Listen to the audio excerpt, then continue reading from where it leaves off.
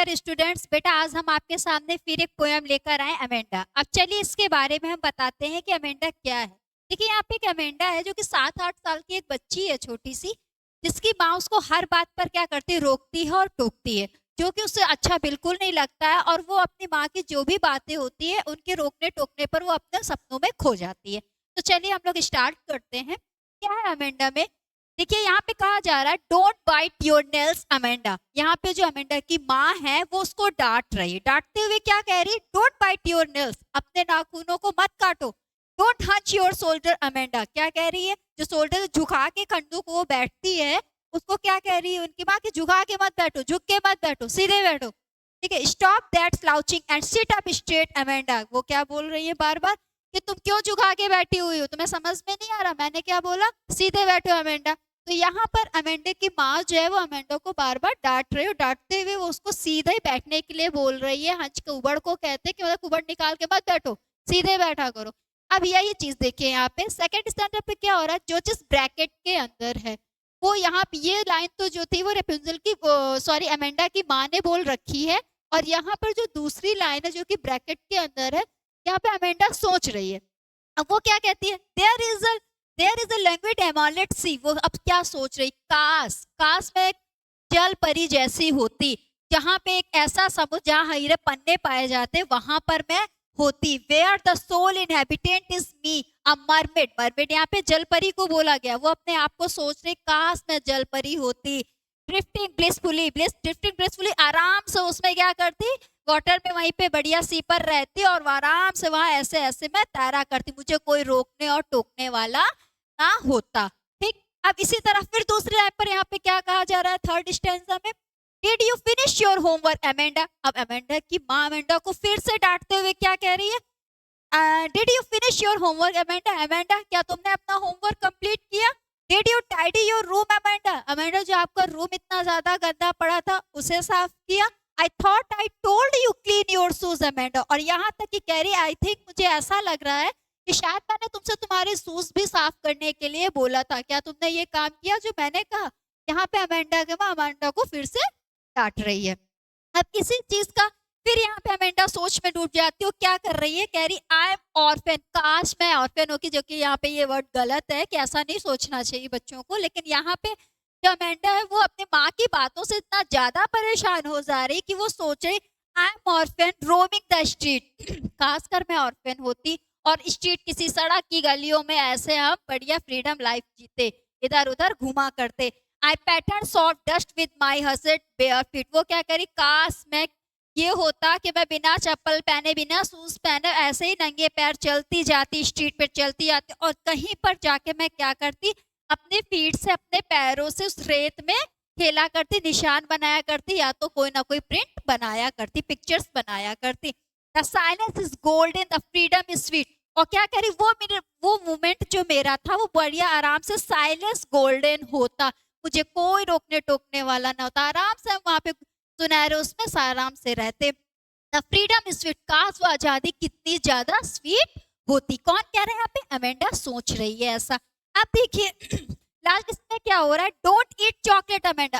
अब क्या हो रहा है यहाँ पे? देखिए बेटा एक चीज और बता रही है, एक ऑस्ट्रेलियन पोएट है जिन्होंने ये पोएम बताया और वहां के कल्चर्स के बारे में बता रखा है कि वहां की है कोई लेडी ऐसी जो कि बार बार अपनी बेटी अमेंडा को ऐसा बोल रही है। अब फिर वो डांटते हुए क्या कह रही है? Don't eat chocolate Amanda. Amanda chocolate मत खाओ।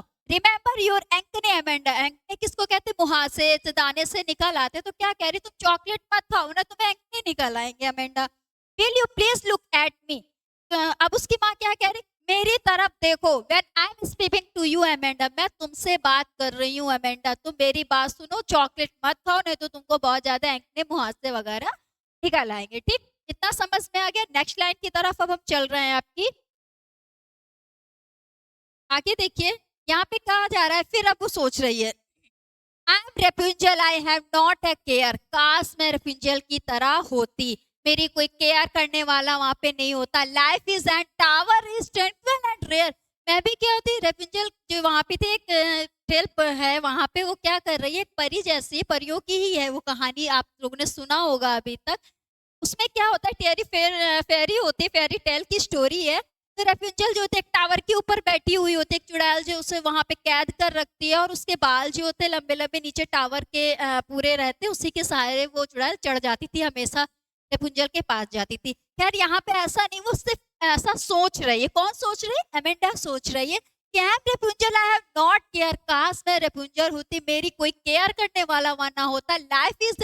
Life in a tower is and tranquil and care, और मैं मेरी जिंदगी भी उसी टावर के अंदर बढ़िया बीतती अच्छे से, वहां पे मुझे कोई भी कुछ कहने वाला नहीं था। I will certainly never let down my bright hair, लेकिन मैं वहां पर अपने बालों को फैलाकर ना बैठती भाई, क्योंकि वो मैं नहीं चाहती कि वहां पे मेरे बालों के सहारे कोई आए और मुझे वहां पे डिस्टर्ब करे। अब लास्ट में क्या देखिए, हमारे रॉबिन क्लिंची ने बोला है, स्टॉप दैट सल्किंग एट बस अमेंडा।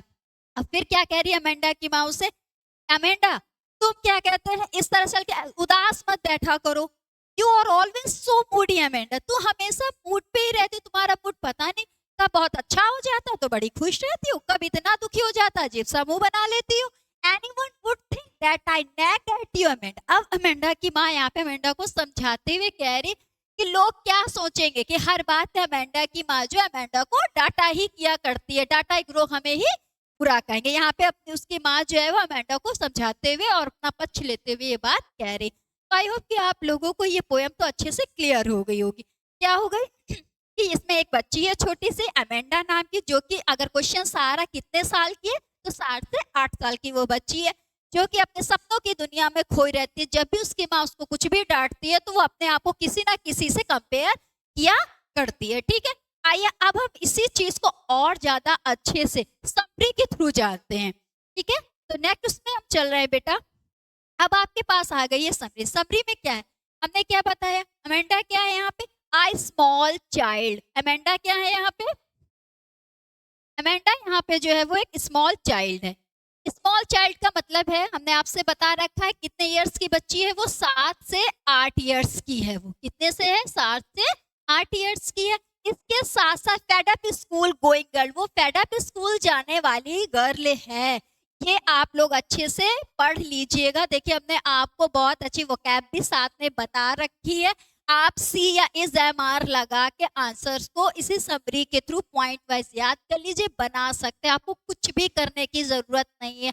यहाँ पे जो भी हमने समरी दी आपके एनसीईआरटी से निकाल के ही आपको पॉइंट वाइज पढ़ा रहे हैं। वॉन्ट्स फ्रीडम एंड पीस, जो यहाँ पे अमेंडा है वो क्या चाह रही है, फ्रीडम, वो आजादी चाह रही, पीस शांति चाह रही है अपनी लाइफ में। Wants to live life on her own terms, वो अपनी जिंदगी खुद के जरिए खुद के तरीके से जीना चाहती है। नो इंटरफेरेंस, साथ में वो किसी का भी इंटरफेयर नहीं चाह रही है अपनी लाइफ में।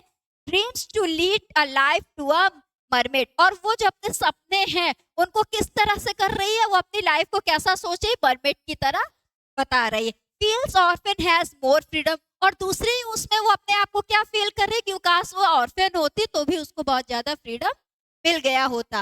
लास्ट में कह रही wishes to have a life in a tower like refuser, और तीसरे स्टैंजा में बताया गया कि उसकी क्या थी लास्ट विश जो थी उसकी, कि वो किसी टावर में रेफ्यूजल की तरह बैठ जाए और उसको कोई भी वहां पे डिस्टर्ब ना करे। तो ये 3 चीजें, पहली बात वो अपने को मरमेड बता रही है, दूसरी चीज क्या कह रही है वो अपने आप को ऑर्फन समझ रही है, और तीसरी क्या है वो अपने आप को रेफ्यूजल की तरह कंपेयर कर रही कि ये 3 चीजें अगर मेरी लाइफ में होगी तो मुझे फ्रीडम और पीस आसानी से मिल जाएगा। इतना समझ में आ गया। अब हम चल रहे हैं पोएटिक डिवाइस की तरफ। पोएटिक डिवाइस देखिए हमने इससे पहले भी आपको पोएटिक डिवाइस अच्छे से पढ़ा दी थी बेटा। पोएटिक डिवाइस आपको तभी आएगी जब आपकी इंग्लिश में आपको फिगर ऑफ स्पीच अच्छे से क्लियर होगी। तो चलिए पहले हम आपको पोएटिक डिवाइस बता देते हैं, और आपको नेक्स्ट उसमें हम जल्दी फिगर ऑफ स्पीच की भी वीडियो अच्छे से आपको बना के देने वाले हैं, जिससे आपको आपकी पोएट्री अच्छे से पूरी आपको क्लियर हो जाएगी। तो देखिए सबसे पहले एलिट्रेशन है। एलिट्रेशन हमने अभी तक आपको सभी पोएम में बताया है, आज भी बता रहे हैं। क्या होता है एलिट्रेशन में, repetition of the same sound at the beginning of the closely placed word. जो वर्ड्स होते हैं जैसे कि stop that slouching and sit up straight, ये एक लाइन पर पूरे स्टैंजा में ये था। ठीक, उसमें क्या होगा, जिसमें हमारे क्लोजली फ्रेड वर्ब जो होंगे वो बिगनिंग होंगे, स्टार्टिंग से लगेंगे। जैसे स्टॉप में एस, स्लाउचिंग में एस, एस और स्ट्रेट में एस। तो ये चीजें जब यहाँ पे इस तरह की सेम एक ही लाइन में आपको सेम साउंड देखने को मिल रहे हैं स्टार्टिंग पर, तो वो मेरा एलिट्रेशन हो जाएगा। नेक्स्ट है आपका रेपिटेशन। रेपिटेशन क्या है? Repeating a single word Amanda. पूरी पोयम में खाली हम एक ही चीज पढ़ रहे हैं उतनी देर से, अमेंडा अमेंडा अमेंडा। ठीक, तो क्या हो रहा है यहाँ पे? रिपीटिंग सिंगल वर्ड जो अमेंडा बार बार लिखकर आ रहा था। अब मेटाफर क्या है? मेटाफर क्या है इसको अच्छे से जान लीजिए। देखिए, कंपैरिजन विदाउट एज और लाइक, जहां पर एज और लाइक के बिना हम कंपैरिजन कर रहे हैं, जैसा कि इस पोयम में आपने स्टैंजा 2, 4 एंड 6 में देखा होगा, तो उस जगह पे बेटा क्या होगा? हमारा मेटाफर होगा।